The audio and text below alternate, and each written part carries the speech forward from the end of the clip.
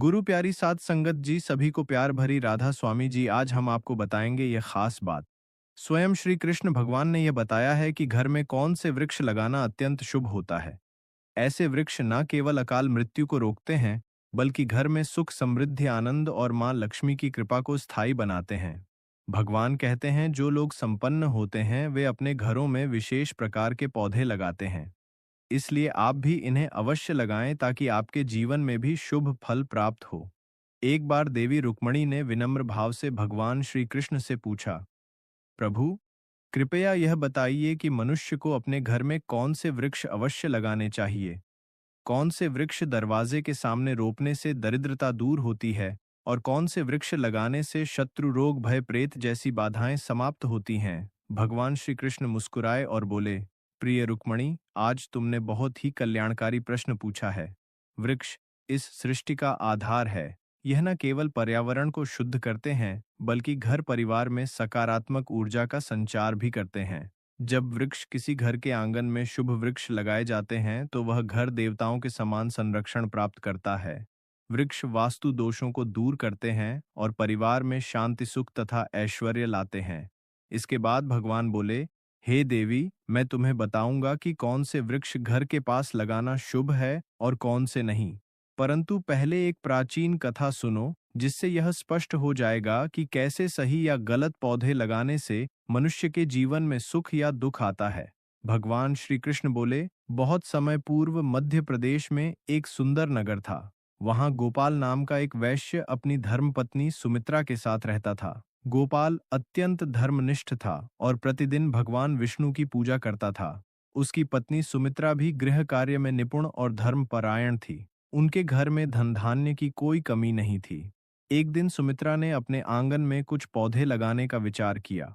उसने बिना जानकारी के सिर्फ वे पौधे लगाए जो उसे देखने में सुंदर लगे, परंतु वे पौधे वास्तु के अनुसार अशुभ थे। भक्तों, आगे बढ़ने से पहले अगर आप भी चाहते हैं कि सद्गुरु का आशीर्वाद आप पर बना रहे, तो इस वीडियो को एक लाइक करें और आपके अपने चैनल को सब्सक्राइब कर लें और कमेंट बॉक्स में राधा स्वामी जी जरूर लिखें। धीरे धीरे घर में कलह बढ़ने लगी। गोपाल के व्यापार में हानि होने लगी। घर में तनाव बढ़ गया और दोनों पति पत्नी के बीच झगड़े बढ़ते गए। अंततः उसका व्यापार पूरी तरह नष्ट हो गया और वह निर्धनता का जीवन जीने लगे। गरीबी और भूख से तंग आकर गोपाल की पत्नी अत्यंत क्रोधित हो उठी। उसने अपने पति से कहा, अब और नहीं सहा जाता, कुछ काम धंधा ढूंढो, यूं बैठे रहने से तो भूख ही मार डालेगी। बेचारा गोपाल गांव के कोने कोने में काम की तलाश में भटकता रहा, मगर किसी ने भी उसे काम नहीं दिया। थका हारा जब घर लौटा तो बोला, प्रिया, कोई भी मुझे काम देने को तैयार नहीं है। अब मैं कहाँ जाऊं, किससे मदद मांगूं? दोनों निराशा के समुद्र में डूब गए। गुजारे के लिए गोपाल ने पत्नी के सारे गहने तक बेच दिए। जो थोड़े बहुत पैसे मिले उनसे कुछ दिन का गुजारा चलता रहा, परंतु उन्हें यह झात नहीं था कि जिस अशुभ वृक्ष को उन्होंने घर के आंगन में लगाया था, वही उनके जीवन में दरिद्रता और दुख का कारण बन गया है। बैकुंठ लोक में बैठे भगवान विष्णु और मां लक्ष्मी अपने भक्तों की दयनीय दशा देख रहे थे। मां लक्ष्मी बोली, प्रभु, क्या आप अपने भक्तों की सहायता नहीं करेंगे? गोपाल तो आपका परम उपासक है, प्रतिदिन आपका पूजन करता है। भगवान विष्णु मुस्कुराते हुए बोले, देवी, मैं अवश्य उसकी सहायता करूंगा, परंतु पहले उसकी परीक्षा लेना आवश्यक है। यह कहकर भगवान विष्णु ने एक तपस्वी साधु का रूप धारण किया और पृथ्वी पर प्रकट हुए। वह गोपाल के दरवाजे पर पहुंचे और विनम्र स्वर में बोले, वत्स, मैं एक तीर्थ यात्री हूँ। कई दिनों से भूखा प्यासा भटक रहा हूँ। यदि तुम्हारे घर में थोड़ी सी जगह और थोड़ा सा अन्न मिल जाए तो बड़ा उपकार होगा। साधु के वचन सुनकर गोपाल से बोला, मुनिवर, आप तो बड़े तेजस्वी प्रतीत होते हैं। यह मेरे लिए सौभाग्य की बात है कि मेरे घर आपके चरण पड़े। कृपया भीतर आइए। गोपाल ने साधु को घर में बैठा आया, परंतु घर में एक दाना भी नहीं था। ने अपनी पत्नी से कहा, प्रिया, यह साधु अत्यंत पवित्र आत्मा है। हमें किसी भी तरह इनके भोजन की व्यवस्था करनी ही चाहिए। मैं गांव में जाकर कुछ धन उधार मांगता हूँ। गोपाल गांव के एक धनी सेठ के घर पहुंचा और निवेदन किया, सेठ जी, कुछ पैसे उधार दे दीजिए, लौटते ही चुका दूंगा। सेठ ने तिरस्कार भरे स्वर में कहा, तेरे पास तो एक कौड़ी भी नहीं, तू मेरा पैसा कैसे लौटाएगा? गोपाल ने हाथ जोड़कर कहा, सेठ जी, यदि मैं पैसा वापस ना कर सका तो अपना घर आपको सौंप दूंगा। सेठ को दया आ गई और उसने कुछ धन दे दिया। बोला, ठीक है वैश्य, लेकिन वचन निभाना। गोपाल ने पैसे से दूध, चावल, सब्जी, आटा और शक्कर खरीदी और घर लौट आया। पत्नी से कहा, प्रिय साधु के लिए भोजन बना दो। सुमित्रा ने प्रेम पूर्वक भोजन तैयार किया और साधु को परोसा। साधु, जो वास्तव में भगवान विष्णु थे, गोपाल की श्रद्धा और सेवा भाव देखकर अत्यंत प्रसन्न हुए। भजन के बाद साधु ने कहा, वत्स, तुम्हारी भक्ति से मैं प्रसन्न हूँ। वर मांगो, जो चाहे वह तुम्हें अवश्य मिलेगा। गोपाल ने हाथ जोड़कर उत्तर दिया, महाराज, आपके आशीर्वाद से बढ़कर मुझे कुछ नहीं चाहिए, किंतु कृपा कर बताइए, ऐसा कौन सा पाप हुआ है जिससे मैं दरिद्रता और दुख भोग रहा हूँ? गरीबी क्यों आई और उसे कैसे दूर करें? गोपाल ने विनम्र भाव से कहा, हे महात्मन, हमने तो सदा श्री हरि विष्णु की आराधना की है, फिर भी हमारे जीवन में यह दरिद्रता क्यों आई? हमारे घर में सुख संपत्ति क्यों नहीं टिकती? कृपया कारण बताइए और इससे मुक्ति का उपाय भी समझाइए। तब मुनि मुस्कुराते हुए बोले, हे वैश्य, जब मैं तेरे द्वार पहुंचा तभी जान गया था कि तुम्हारे जीवन में गरीबी और कष्ट क्यों है। तुम्हारे द्वार के सामने जो वृक्ष लगे हैं वही तुम्हारे दुर्भाग्य का कारण है। वे वृक्ष शुभ नहीं, अपशकुन देने वाले हैं। इन्हें तुरंत हटाओ और उनकी जगह मंगलकारी वृक्ष लगाओ। गोपाल ने हाथ जोड़कर कहा, हे महात्मन, कृपा करके यह बताइए कि घर के समीप कौन से वृक्ष लगाने चाहिए जिनसे लक्ष्मी का वास हो, और किन वृक्षों से सदा दूरी रखनी चाहिए। कृपया विस्तार से समझाइए। तब आचार्य ने कहा, हे गोपाल, ध्यानपूर्वक सुनो। जो व्यक्ति अपने घर या जलाशय के समीप पीपल का वृक्ष लगाता है, वह 100 यज्ञों के फल का अधिकारी बनता है। पीपल के पत्ते जब जल में गिरते हैं तो वे देवताओं को अर्पण समान माने जाते हैं और पितरों को तृप्त करते हैं। इससे समस्त पितृदोष समाप्त हो जाते हैं। जो व्यक्ति प्रतिदिन स्नान कर पीपल वृक्ष को स्पर्श करता है, वह पापों से मुक्त होता है और जीवन में कभी पराजित नहीं होता। पीपल को प्रणाम करने से लक्ष्मी की प्राप्ति होती है और उसकी परिक्रमा करने से दीर्घायु मिलती है। जान लो, पीपल के मूल में श्री विष्णु, तन्ने में भगवान शिव और शीर्ष भाग में सृजनकर्ता ब्रह्मा निवास करते हैं। अमावस्या के दिन पीपल का दर्शन और प्रणाम करने का फल 1000 गायों के दान के समान होता है। इस सृष्टि में पीपल जैसा कोई दूसरा पवित्र वृक्ष नहीं। स्वयं भगवान विष्णु पृथ्वी पर पीपल रूप में अवतरित हुए हैं। जो व्यक्ति पीपल की शाखा तोड़ता है या वृक्ष को हानि पहुंचाता है, महान पाप का भागी होता है और नरक में गिरता है। जो पीपल को झां से काटता है, वह अनेक जन्मों तक मोक्ष से वंचित रहता है। शिष्य आगे बोले, अब सुनो, दूसरे पुण्यदायी वृक्ष के विषय में आंवला धात्री का फल संपूर्ण जगत में प्रसिद्ध है और परम पवित्र माना गया है। जो मनुष्य प्रतिदिन आंवले का सेवन करता है, वह जन्म मरण के चक्र से मुक्त होता है।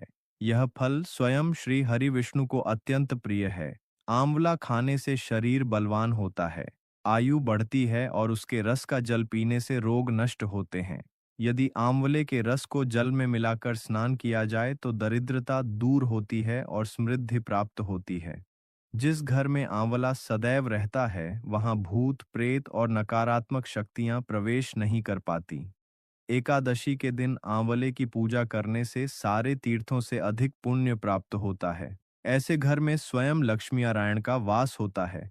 फिर मुनि बोले, अब तीसरे शुभ वृक्ष के विषय में जानो। अशोक वृक्ष में अप्सराएं निवास करती है। यह वृक्ष जीवन से शोक का नाश करता है, दुख और निराशा को मिटाता है और हृदय में आनंद भर देता है। अतः घर के आंगन या द्वार के समीप अशोक वृक्ष अवश्य लगाना चाहिए। घर के आसपास लगाए जाने वाले शुभ वृक्ष, घर के पास कुछ विशेष वृक्ष लगाने से न केवल शांति और सुख समृद्धि बनी रहती है, बल्कि यह देवताओं का स्थायी निवास भी आकर्षित करते हैं। एक अशोक वृक्ष सौंदर्य और शांति का प्रतीक। अशोक वृक्ष घर में ठंडक, सौंदर्य और यौवन का संचार करता है।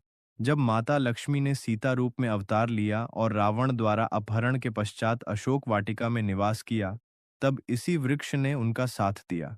माता सीता ने अशोक वृक्ष को आशीर्वाद दिया कि जहां भी यह वृक्ष होगा, वहां उनका निवास सदैव रहेगा। इसीलिए यह घर में सुख, सौंदर्य और शांति बनाए रखता है। दो पाखड़ वृक्ष यज्ञ के समान पुण्य देने वाला हर व्यक्ति को पाखड़ का वृक्ष अवश्य लगाना चाहिए। इसके रोपण का फल महान यज्ञ करने के समान होता है।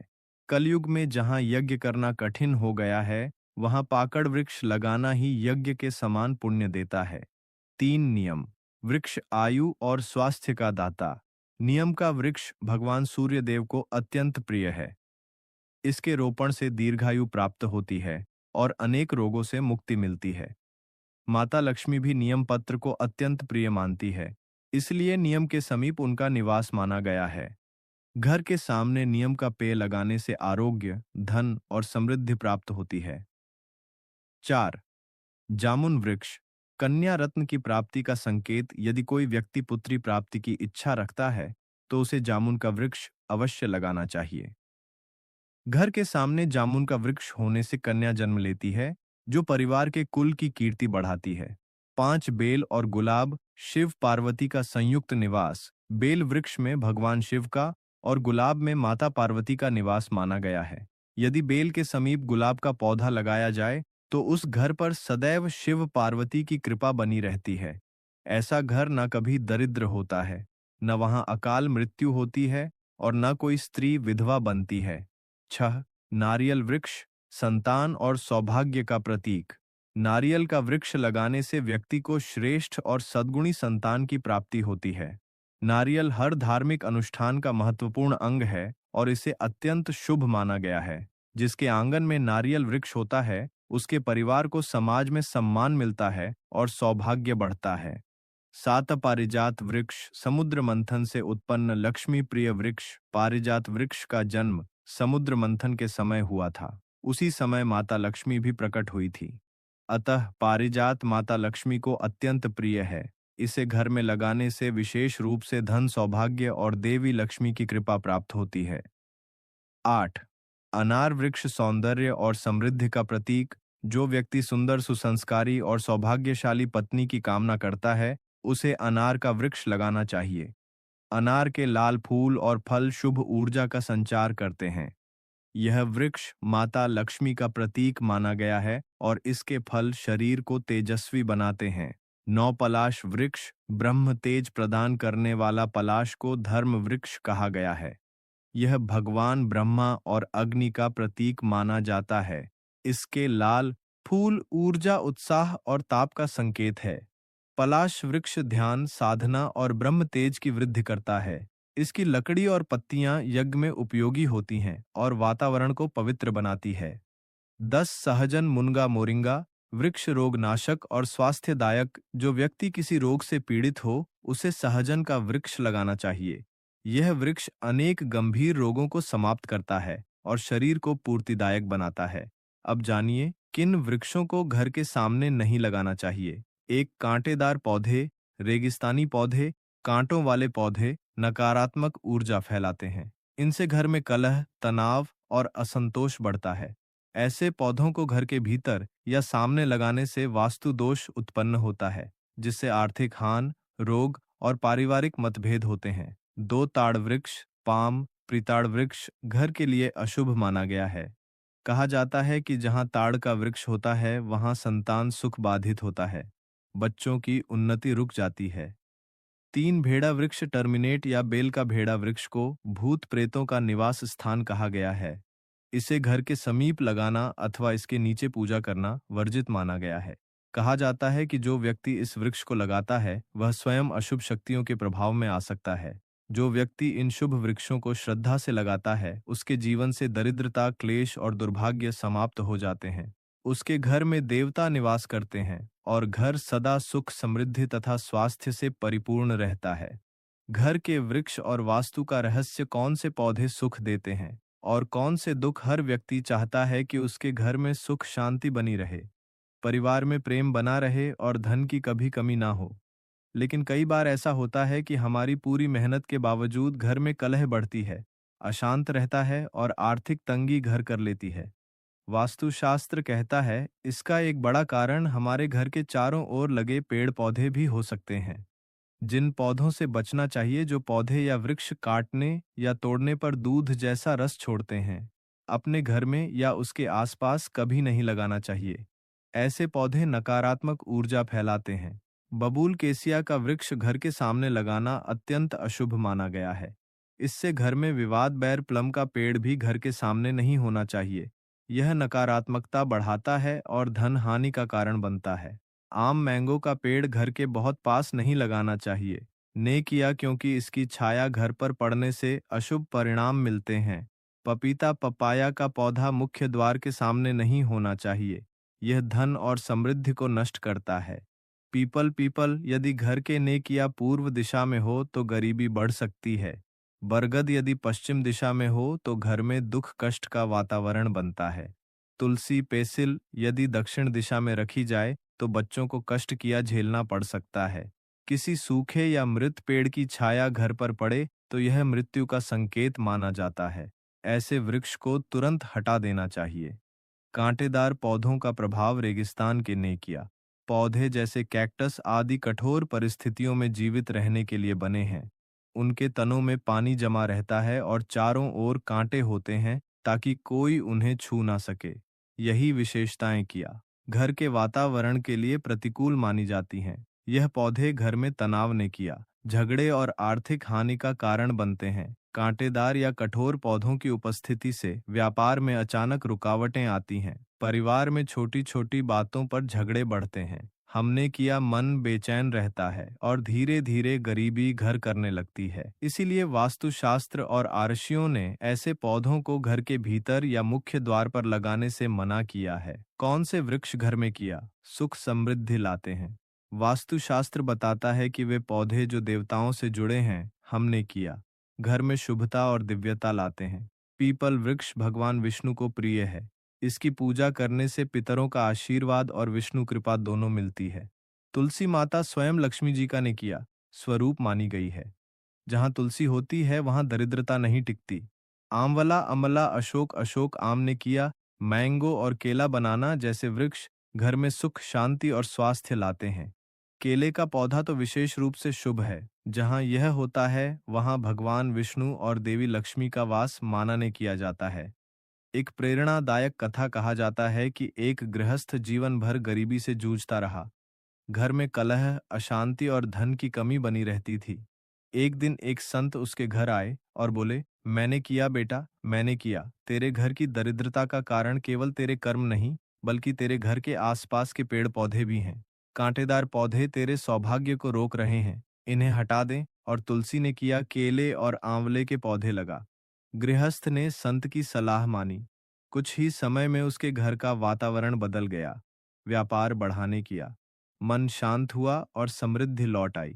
वृक्ष केवल ऑक्सीजन ही नहीं देते, वे हमारे जीवन की ऊर्जा भी निर्धारित करते हैं।